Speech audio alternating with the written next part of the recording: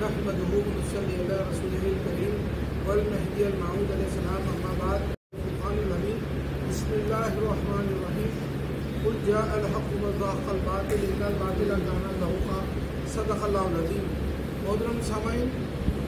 آج عید کا دوسرا دن ہے کہ فقیر عرض کرنا چاہتا ہے کہ قربانی صرف جانوروں کی نہیں ہوتی، قربانی صرف گائے بیل یا جو ہے بکرے کی نہیں ہوتی، بلکہ اپنی نفس کی بھی قربانی دینا ہے۔ جو شخص اپنی نفس کی، اپنی خواہشات کی قربانی دیتا ہے وہ اعلیٰ ترین انسان گنا گیا ہے۔ اب جیسا کہ آپ دیکھیے، اگر کسی انسان کے پاس یہ آپشن ہے کہ وہ کسی کی مدد کر سکتا ہے، کسی بھوکے کو کھانا کھلا سکتا ہے، کسی ننگے کو کپڑے پہنا سکتا ہے، یا کسی بیمار کی تیمارداری کر سکتا ہے، اس کا علاج کرا سکتا ہے، تو یہ بھی ایک قربانی ہے۔ اگر آپ یہ کام کریں گے تو آپ اعلیٰ ترین انسانوں میں گنے جائیں گے۔ اللہ کے رسول صلی اللہ علیہ وسلم سے ایک مرتبہ ایک صحابی نے پوچھا، حالانکہ یہ سوال کا جواب کئی اور معنوں میں بھی دیا گیا ہے، مگر اللہ کے رسول صلی اللہ علیہ وسلم سے جب یہ پوچھا گیا کہ اسلام کیا ہے، بہترین اسلام کیا ہے، تو اللہ کے رسول صلی اللہ علیہ وسلم نے دو جملے فرمائے۔ ایک یہ کہ کھانا کھلانا اور لوگوں کو سلام کرنا، تم جس کو جانتے ہو اس کو اور جس کو نہیں جانتے اس کو بھی سلام کرنا، یہ بہترین اسلام ہے۔ محترم سامعین، ہم سوچ سکتے ہیں کہ اللہ کے رسول صلی اللہ علیہ وسلم کیا ترغیب دے رہے ہیں کہ کھانا کھلانا بہترین اسلام ہے فرمایا۔ اب اسی سوال کو ایک مرتبہ یہ یعنی کہ دین کیسا ہے، دین کیا ہے، تو اس کو بھی آپ نے فرمایا کہ کھانا کھلانا اور سلام کرنا۔ تو الگ الگ حساب سے آپ اگر جواب یہی ہے کہ لوگوں کو جو ہے کھانا کھلانا، لوگ یہ سمجھتے ہیں کہ بھائی کسی غریب کو کھانا کھلانا یہ فضول بات ہے، کہ کیوں کھلانا چاہیے، لیکن بہترین اسلام میں فرماتے ہیں اللہ کے رسول صلی اللہ علیہ وسلم۔ اور ایک حدیث شریف کیسی ہے دیکھیے، حدیث قدسی ہے، اللہ کے رسول صلی اللہ علیہ وسلم فرمانے ہیں جب محشر کا دن ہوگا تو اللہ تبارک تعالیٰ جب سوال کرے گا تو سوالات میں سے ایک سوال یہ ہوگا، ایک سب سے پوچھے گا کہ جب میں بیمار تھا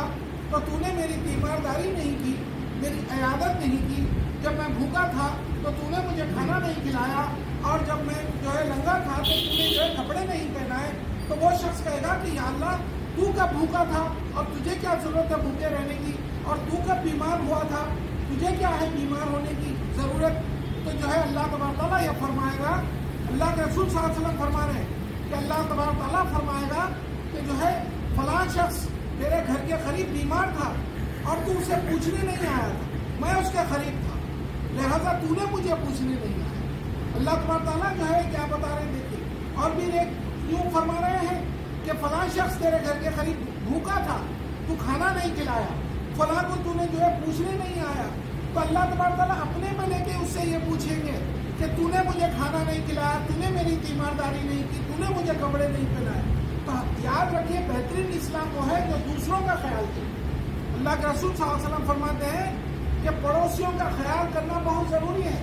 آپ کا جو ہمسایہ ہے اس کا بہت بڑا حق ہے، اس کے اوپر بڑا توجہ دینے کی ضرورت ہے۔ آپ تو پیٹ بھر کے کھانا کھائیں گے، اگر وہ بھوکا سو گیا تو آپ سے اس کی پرسش ہوگی۔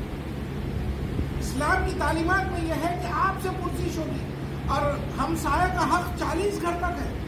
ہر طرف سے 40 گھر جو ہے تک آپ کا جو ہے حق ہے، وہ ہمسایہ ہے آپ کا، اس کا خیال رکھنا چاہیے، اور خاص طور پہ ان لوگوں کا خیال رکھنا چاہیے جنہوں نے اپنے آپ کو اللہ کے حوالے کر دیا اور سوال نہیں کرتے، وہ سوال نہیں کرتے، پوچھتے نہیں، وہ بھوکے رہتے لیکن اپنی صورت ایسی نہیں بناتے کہ وہ بھوکے ہیں۔ تو ایسے لوگوں کو آپ ڈھونڈ کر اگر ان کی مدد کریں گے تو یہ ہمیشہ کام آنے والا یاد ہے۔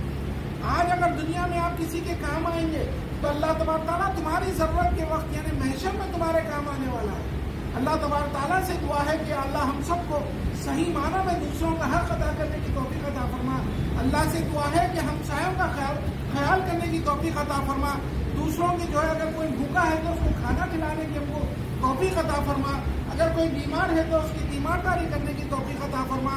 آمین ثم آمین وآخر دعوانا الحمدللہ رب العالمین۔